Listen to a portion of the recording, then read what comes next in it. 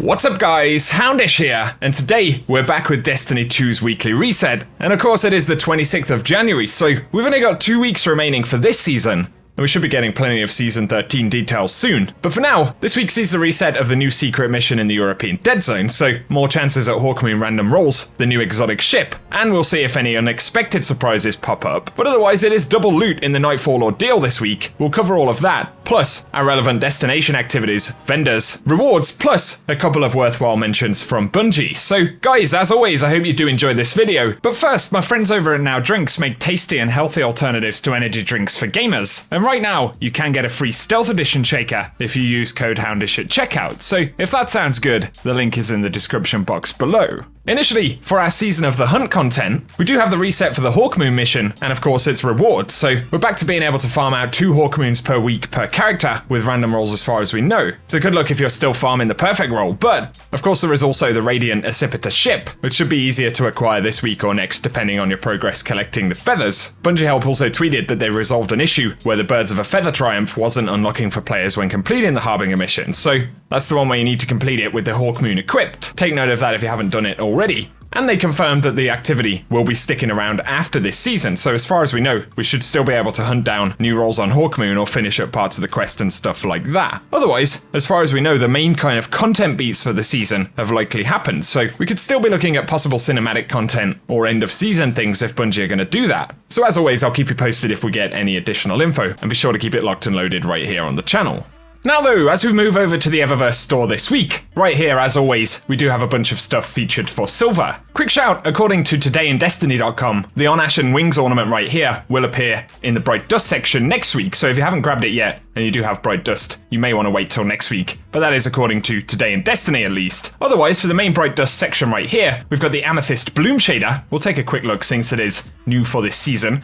Kind of awoken colours going on right there. We've also got the Spider projection, and then we've got the Atlas Runner. Another Sparrow for the season right there. Pretty interesting one you can grab for 2500 Bright Dust. As well as the Victory Dance that you can also grab right here. Pretty amusing stuff. And otherwise we've got the consumables on the front page. Then, for the main Bright Dust page right here, we've got the Kit Bash shell, as well as the Atlas Hauler, which kind of matches the Sparrow we were just looking at right there. You can also grab that for 2000 Bright Dust.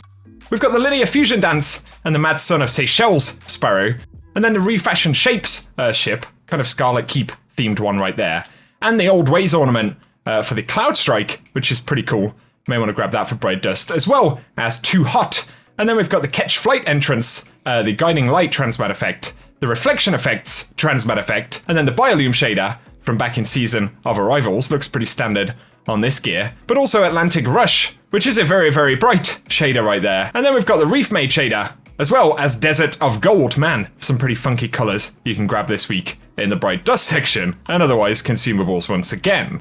While we're in the tower, a very quick look at Banshee right here, and he's got grenade launcher reserves, as well as rampage specs, so not the most exciting stuff this week, but otherwise the rest of the kind of material transactions you can do, as well as our bounties. This week we do get double loot inside of the Nightfall Ordeal, so right here we've got the Scarlet Keep featured as the main ordeal. Double rewards are active until daily reset on Friday, where over the weekend Platinum rewards will also be doubled. So a lot of loot to hunt in the ordeals this week, but also all Grandmasters are available in the playlist right here. So we're good to go and farm some of the faster strikes for loot this week, and as always have fun with that. Moving over to Europa, we can see Asterion Abyss is the featured zone for the week. That's where you can complete all of the Eclipse Zone content. The Exo Challenge this week is going to be Simulation Agility, and then we can see Empire Hunt the Warrior is the featured challenge. That's going to drop additional powerful and Pinnacle gear. Once again, Bungie have said that they are going to remove stasis fragments which aren't used at the end of the season, so be sure not to farm out any additional ones of those if you don't need them.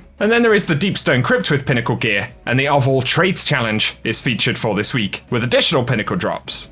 Exotic Lost Sectors for today, at least, are in the Cosmodrome, so we've got Vel's Labyrinth at 1250, dropping exotic helmets, and then over here, we've got Exodus Garden 2A at 1280, dropping exotic chest armor, but that's going to change over at the daily reset. Once again, don't forget that the Prophecy does have its Pinnacle gear back. Showdown is also featured in the Crucible right there. As always, we've got additional Pinnacle drops across all of the playlists. And if you are curious for the moon right here, we've got Nightmare Hunt Pride, as well as Anguish, and then Insanity. There is the Pit of Heresy that's going to be updated next season to have some updated or reissued weapons with new bonuses. And then we've got the Garden of Salvation. And if you're curious, Leftovers is the challenge for this week.